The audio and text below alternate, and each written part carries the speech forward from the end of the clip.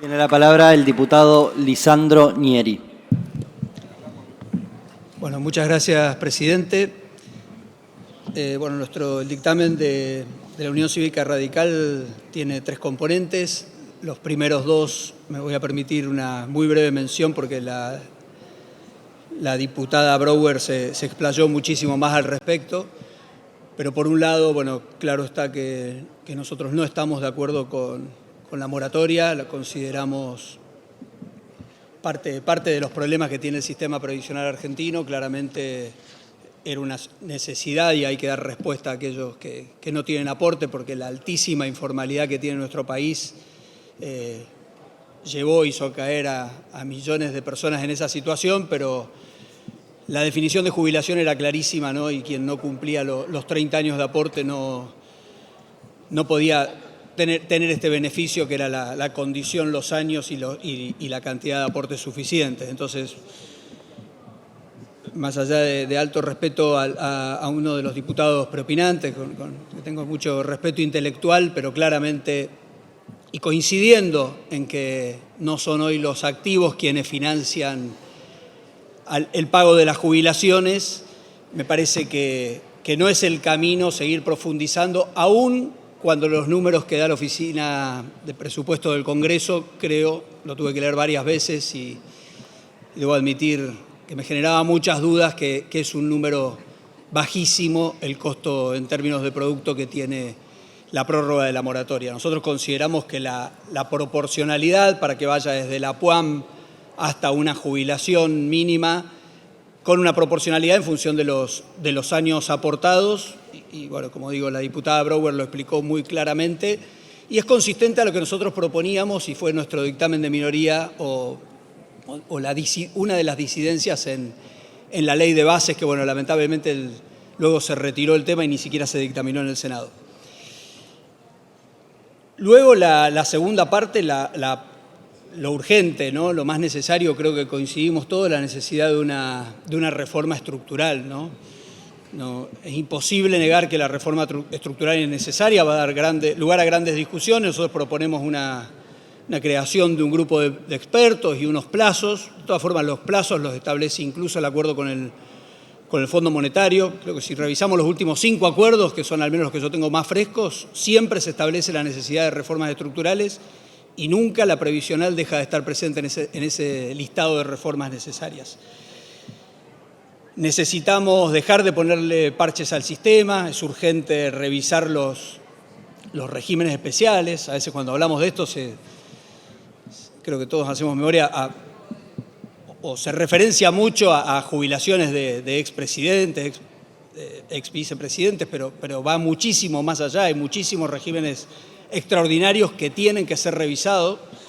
Obviamente el de presidente, vicepresidente tiene que ser revisado. A mi criterio corresponde a quien cumple esas funciones una jubilación especial, pero va a dar lugar a bastante debate sin duda. Un tema incómodo, pero la expectativa de vida en el mundo, en Argentina obviamente, ha crecido. No podemos seguir con 60 años en caso de las mujeres, con la opción 65 en los hombres. Tiene que ser revisado. Hay alternativas de hacerlo con una gradualidad, de manera de no cambiar los planes inmediatos de quien está por jubilarse en los próximos meses, en los próximos años. Lo mezclo con la reforma laboral, pero hay que encarar la reforma laboral con este nivel de informalidad, aun cuando es absolutamente cierto que no se pagan las jubilaciones con los aportes de los activos. Con este nivel de más de la mitad de los trabajadores en régimen informal, claramente no va a encontrarse nunca una solución integral al sistema. Por eso basta de parches y debemos encarar, sí, urgente esta reforma. Yo la verdad que era optimista, lo escuchábamos al presidente, lo dijo en este recinto, lo dijo en algún balance de cierre de su primer año de gestión, que aún en un año electoral iba a encarar las reformas estructurales. No lo digo a modo de crítica, creo que se ha hecho muchísimo en pos de una normalización de la economía, pero yo en ese 10 de diciembre del año pasado había quedado muy optimista que íbamos a tener rápidamente reformas como la impositiva, la laboral, la previsional, lamentablemente, aparentemente va a quedar para el próximo año. Y por último, la situación actual de las jubilaciones, ¿no? Vale la pena hacer una breve descripción de cómo fue el año pasado. El año pasado el gasto en Argentina cayó en términos reales casi un 26%.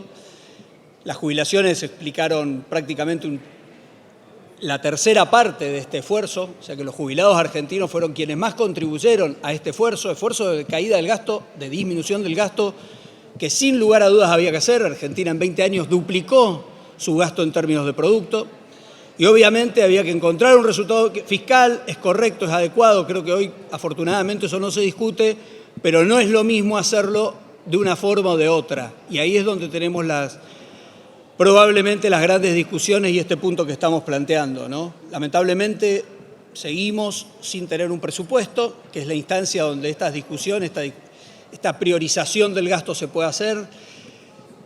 Plata, más allá del eslogan, hay mucha plata, es mucha la plata que hay, lo que tenemos que ponernos de acuerdo es cómo lo priorizamos, ¿no? Entonces, el esfuerzo se concentró en los jubilados.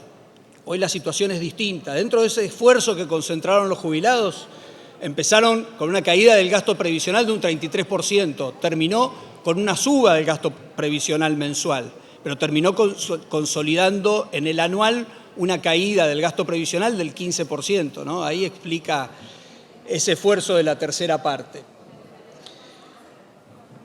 Luego, y sí voy entrando en lo que son las jubilaciones, ¿no? Las mayores a las mínimas que hoy se recomponen, pero que tuvieron una caída el año pasado del casi el 19%, cuando las jubilaciones mínimas, producto de un bono que debería ser algo extraordinario, pero no algo que ya venimos pagando, creo que estamos por cumplir el tercer año de este, o lo superamos ya de este bono hoy de 70.000 pesos, pero bueno, ese aumento nominal del bono hizo que las caídas de las mínimas fueran menores a las que no son las mínimas, terminando en un 15% el año pasado. Ahora, ¿cómo se compone hoy una jubilación? Y creo que esta es la gravedad que cualquiera que ve un bono de sueldo, cualquier empresa cuando hace su presupuesto, bueno, hoy el jubilado no tiene previsibilidad. Hoy sabe que cobra 296.000, que se actualiza por movilidad. Creo que hoy es un buen punto, tiene como la certeza de que mes a mes se va actualizando, pero sobre los 70.000 pesos se le sigue cobrando un impuesto, ¿no? O sea, el impuesto inflacionario, el peor de los impuestos, el más perverso de todos, se cobra sobre el bono, sobre la jubilación. Pero acá el jubilado tiene un extra, un adicional, un tailor-made, digamos, para el bono de 70.000 pesos, que hace que mes a mes la jubilación mínima está perdiendo poder adquisitivo, ¿no? Entonces, me parece que eso es inadmisible. Le estamos cobrando un impuesto extra, inflacionario extra que el que se le cobra al total de la sociedad y una imprevisibilidad, ¿no? El bono, en marzo, que fue el último aumento que tuvo, yo no podría decir que fue un aumento, porque subió menos que la inflación, ¿no? Entonces la composición en términos reales fue una disminución, pero el bono representaba un 27%, hoy representa un 19%, y como va camino a caerse, excepto que se deje de pagar y de golpe tenga esa terrible sorpresa a un jubilado que, insisto, cobra 296.000 pesos de la mínima. Nuestra propuesta, con un escenario de superávit fiscal, ante una situación donde tenemos gasto tributario, el diputado Mazot detalló algunos, a mí no me interesa meterme en esa composición del gasto, creo que le toca al Poder Ejecutivo, pero tenemos 3,5 puntos del producto de gasto tributario, tenemos un superávit del 1,8% del año pasado, el primario, un superávit financiero de 0,3%, y el gasto que demandaría, y un gasto entre comillas, voy a hacer una observación al respecto, incorporar el bono en la jubilación es del 0,27 determinado por la OPC.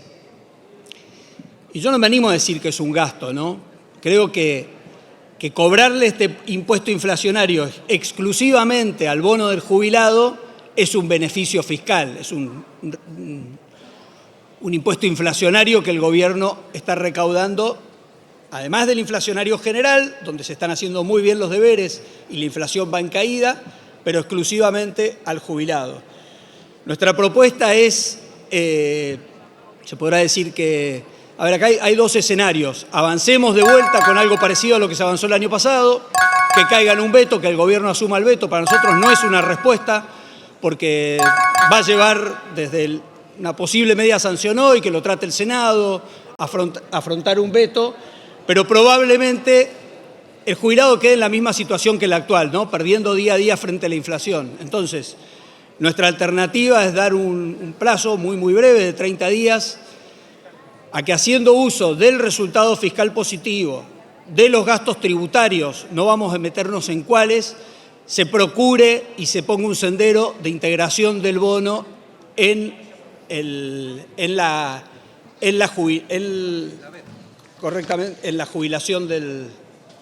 jubilación. Le pido que vaya cerrando, diputado, por favor. Sí, ya cierro, presidente. Entonces, esa es nuestra propuesta. Estamos dando, como decía, un plazo de 30 días y creemos que en función de lo que sería el costo y los resultados actuales, y habiendo sido los jubilados en el año 2024 quienes aportaron la mayor parte del esfuerzo, es algo más que razonable y obviamente queda en el Ejecutivo la gradualidad de cómo podrían aplicarlo. Gracias, presidente. Gracias, diputado Nieri.